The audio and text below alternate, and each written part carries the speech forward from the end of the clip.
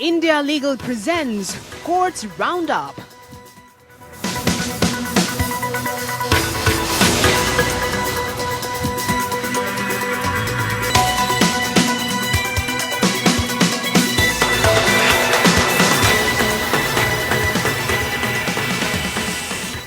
नमस्कार, मैं हूं ज़ारा। कोर्ट्स राउंडअप में आपका स्वागत है। इस बुलेटिन में अगले आधे घंटे हम आपको कोर्ट से जुड़े तमाम छोटी बड़ी खबरों से रूबरू करवाएंगे। कोर्ट की कार्रवाई और सुप्रीम कोर्ट से लेकर हाई कोर्ट और लोअर कोर्ट तक के फैसलों को आपके सामने रखेंगे। आगे बढ़ने से पहले एक नजर हेडलाइंस पर।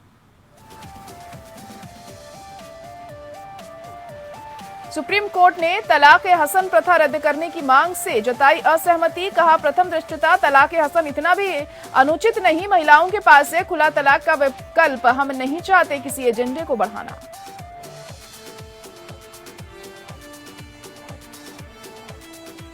मुफ्त चुनावी वादों के मामले में आपने सुप्रीम कोर्ट में दाखिल किया अतिरिक्त हलफनामा। विशेषज्ञ निकाय के गठन का किया विरोध। कहा, चुनावी भाषणों पर प्रतिबंध लगाना गलत।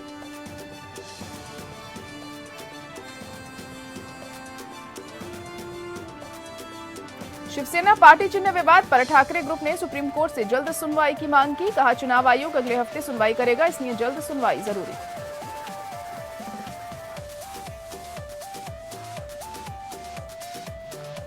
ईसाई लक्षित हिंसा की घटनाओं मामले में गृह मंत्रालय ने सुप्रीम कोर्ट में दायर किया हलफनामा। कहा, ईसाई उत्पीड़न के आरोप झूठे। याचिका में कोर्ट के दिशा निर्देशों को लागू करने की है मांग।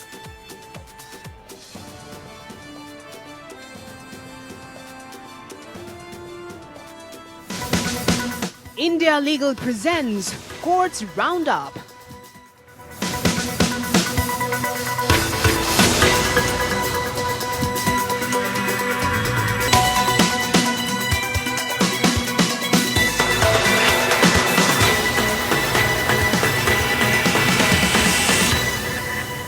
सुप्रीम कोर्ट ने तलाक ए हसन को लेकर दाखिल एक याचिका पर सुनवाई के दौरान अहम टिप्पणी की है। कोर्ट ने कहा है कि इस मामले को देखकर प्रथम दृष्टया लगता है कि ये अनुचित नहीं है। कोर्ट ने कहा कि इसमें महिलाओं के पास भी खुला का विकल्प मौजूद है। सुप्रीम कोर्ट ने मामले की सुनवाई 29 अगस्त तक के लिए स्थगित कर दी है। इस मामले की सुनवाई जस्टिस संजय कौल की कोर्ट में हो रही है और जस्टिस संजय किशन कौल ने यह भी कहा कि मैं नहीं चाहता कि यह मुद्दा किसी और वजह से एजेंडा बने।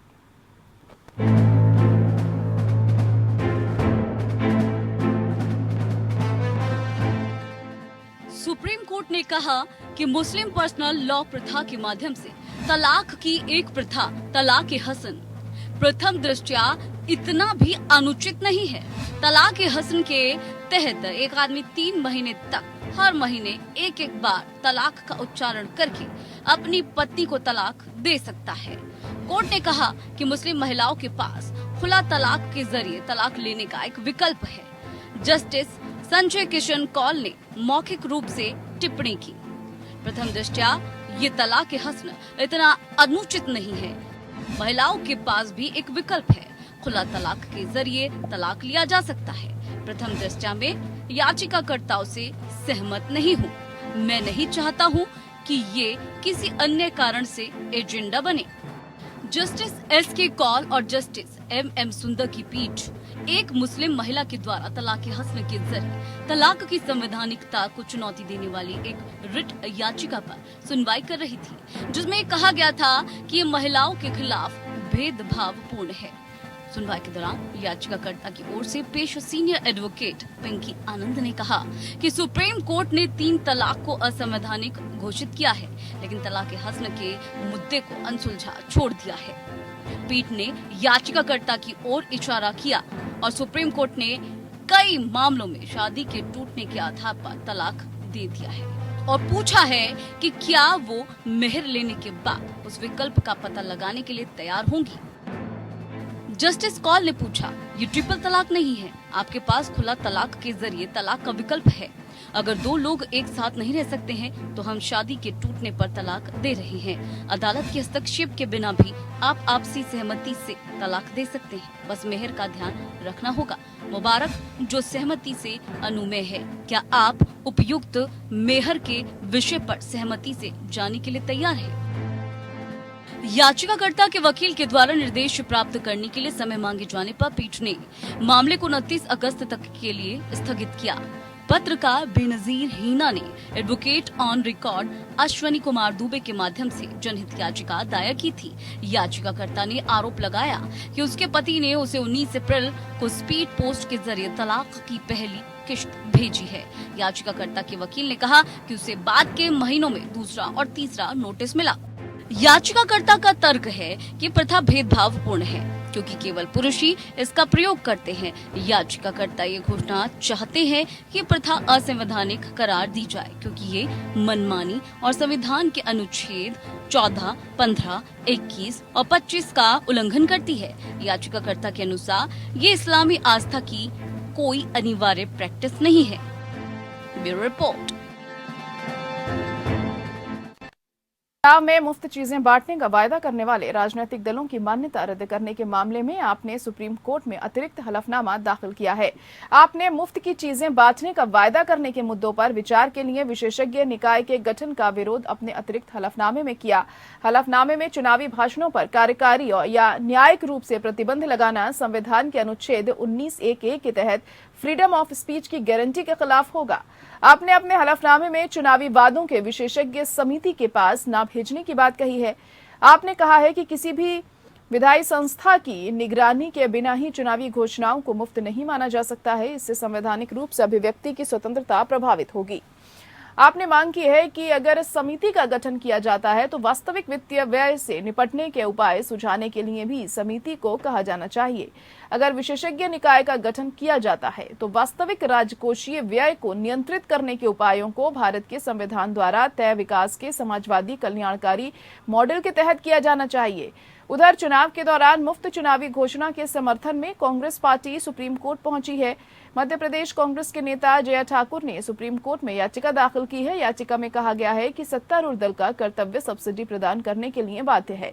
स्पष्ट कहा गया है कि कमजोर वर्गों के उत्थान के लिए योजनाओं को फ्रीबीज नहीं कहा जा सकता है।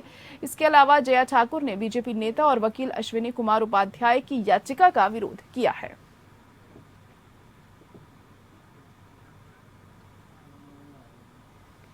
वहीं शिवसेना के दो धड़ों में विवाद मामले में सुप्रीम कोर्ट में सुनवाई हुई। ठाकरे ग्रुप की ओर से सुप्रीम कोर्ट से जल्द सुनवाई की मांग करते हुए कहा कि चुनाव आयोग में इस मामले पर अगले हफ्ते सुनवाई होनी है, इसीलिए मामले की जल्द सुनवाई की जाए। सीजेआई रमन्ना ने कहा है कि वो देखेंगे। साथ ही सीजेआई ने यह भी कहा कि इस मामले में आदेश जारी करना है कि क्या मामले को 5 जजों को भेजा जाए या नहीं। ठाकरे ग्रुप की तरफ से कहा गया है कि अर्जी में कहा गया है कि उनकी तरफ से 8 अगस्त को चुनाव आयोग से उनके द्वारा जारी नोटिस पर जवाब देने के लिए 4 हफ्ते का समय मांगा था, लेकिन आयोग ने सिर्फ 2 हफ्ते का समय दिया है, इसलिए इस मामले पर सुनवाई जरूरी है। महाराष्ट्र में शिवसेना के दोनों गुट पार्टी के सिंबल पर अपना अपना दावा ठोक रहे हैं। अगर किसी मान्यता प्राप्त पार्टी में विभाजन होता है, दोनों गुट चुनाव आयोग से संपर्क करते हैं। ऐसे में मूल चुनाव चिन्ह देने से पहले चुनाव आयोग दोनों पक्षों को सुनता है। इसमें यह तय होता है कि कौन सा गुट पुराने सिंबल का यूज करने के अधिकार के साथ मूल पार्टी है। ऐसे में दूसरे गुट को दूसरा चुनाव चिन्ह चुनना पड़ता है। इस प्रक्रिया में आमतौर पर 6 महीने से अधिक समय लगता है। चुनाव आयोग 1968 के सिंबल आदेश के अनुसार एक पार्टी के चुनाव चिन्ह से जुड़े विवाद का फैसला करता है। पार्टी का बंटवारा विधानसभा या संसद के अध्यक्ष द्वारा तय किया जाता है। केंद्र सरकार ने सुप्रीम कोर्ट को बताया है कि भारत में ईसाइयों पर बढ़ते हमलों का आरोप लगाने वाली याचिका में कोई दम नहीं है और याचिकाकर्ता ने प्रेस रिपोर्टों के साथ झूठे और स्वार्थी दस्तावेजों का सहारा लिया है, जिसमें ऐसी घटनाओं को गलत बताया गया है। गृह मंत्रालय द्वारा दायर एक हलफनामे में ये प्रस्तुत किया गया था कि प्राप्त इनपुट के अनुसार याचिकाकर्ता द्वारा ईसाइयों पर हमले के रूप में अद्भुत अधिकांश घटनाओं को समाचार रिपोर्टों में गलत तरीके से पेश किया गया था।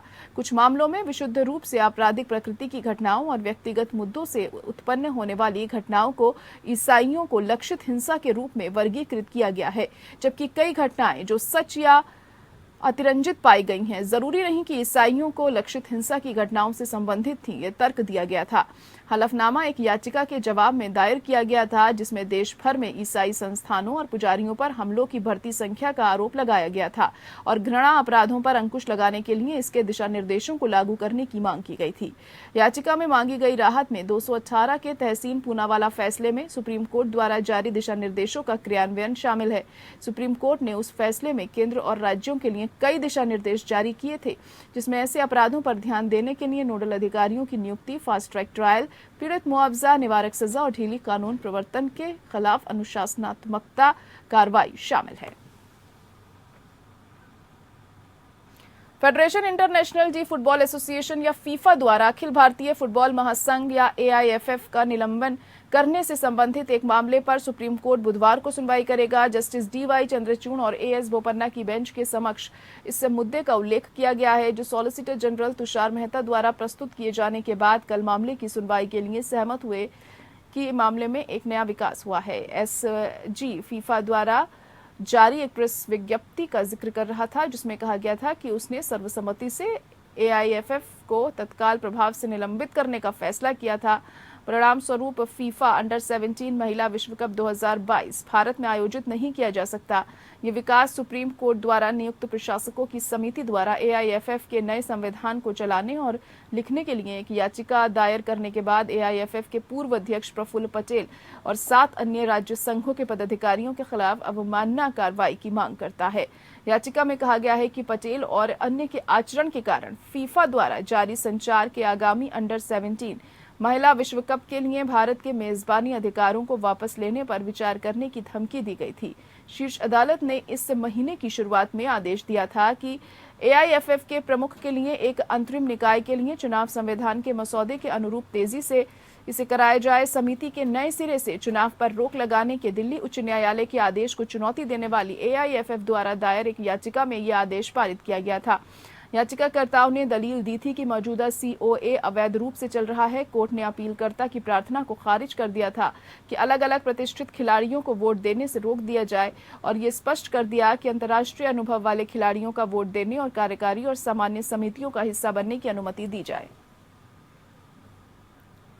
दिल्ली उच्च न्यायालय ने दिल्ली के मंत्री सत्येंद्र जैन को अस्वस्थ दिमाग का व्यक्ति घोषित करने और उन्हें दिल्ली विधानसभा से अयोग्य घोषित करने के लिए एक जनहित याचिका पर अपना आदेश सुरक्षित रख लिया।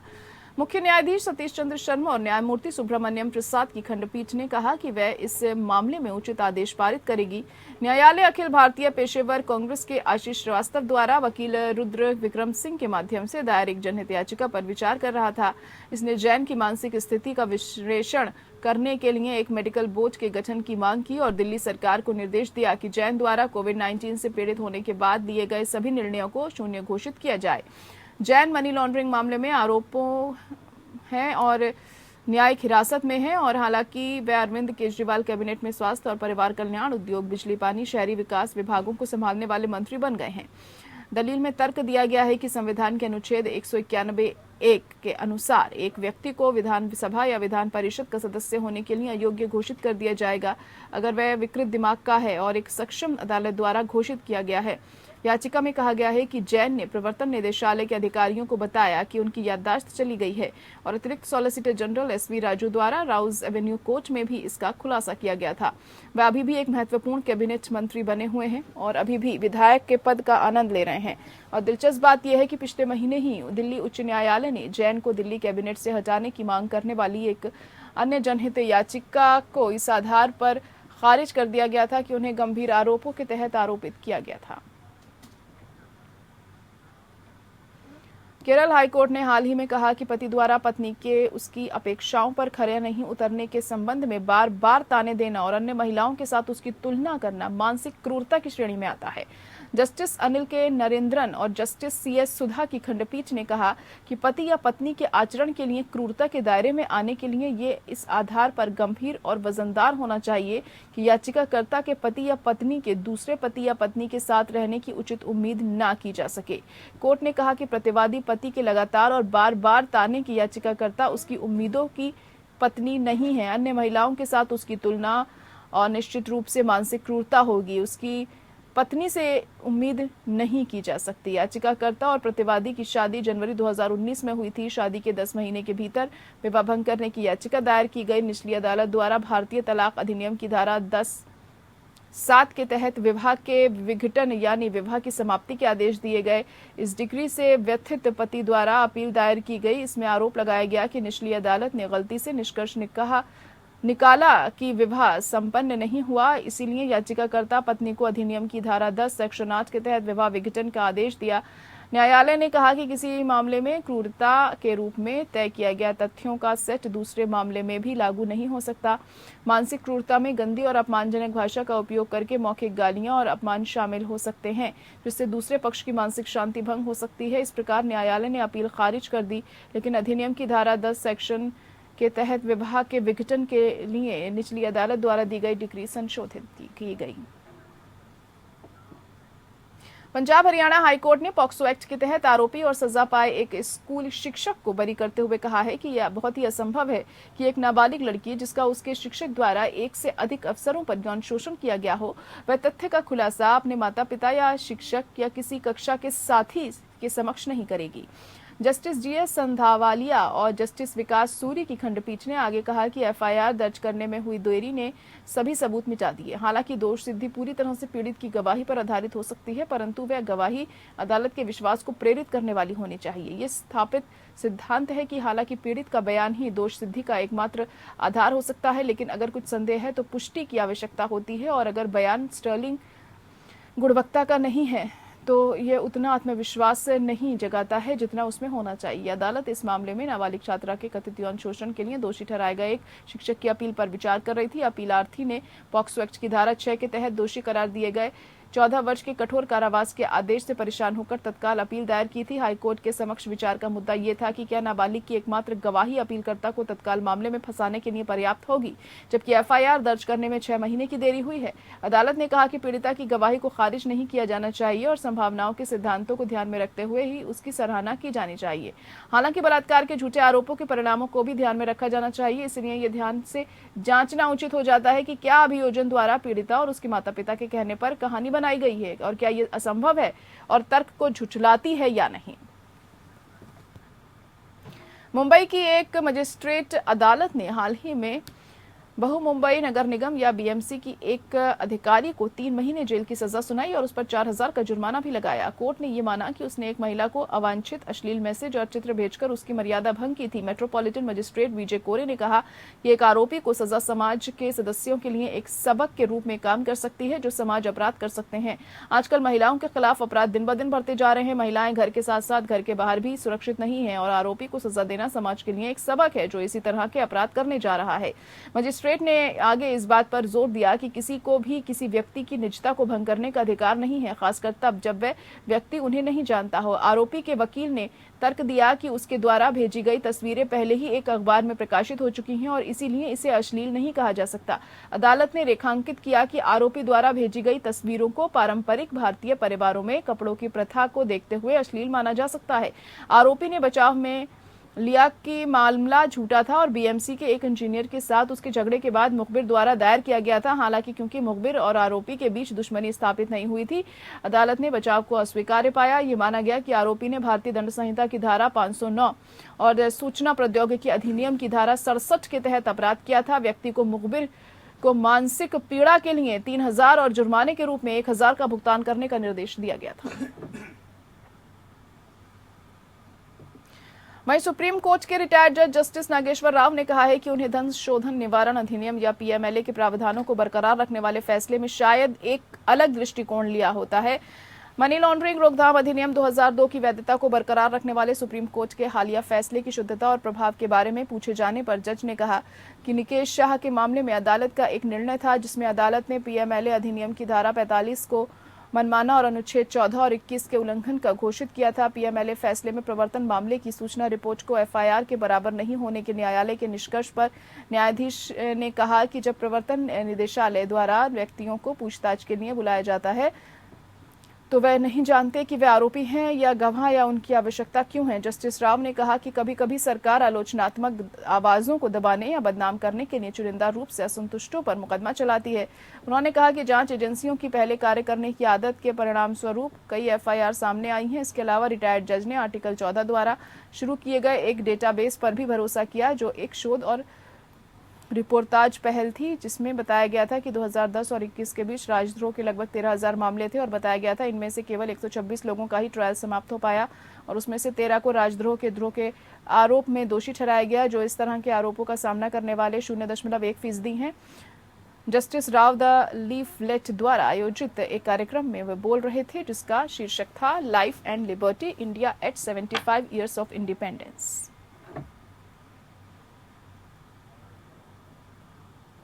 और इसी के साथ कोर्ट्स राउंड अप में आज के लिए इतना ही। मुझे दीजिए इजाजत। नमस्कार। India Legal presents Courts Roundup.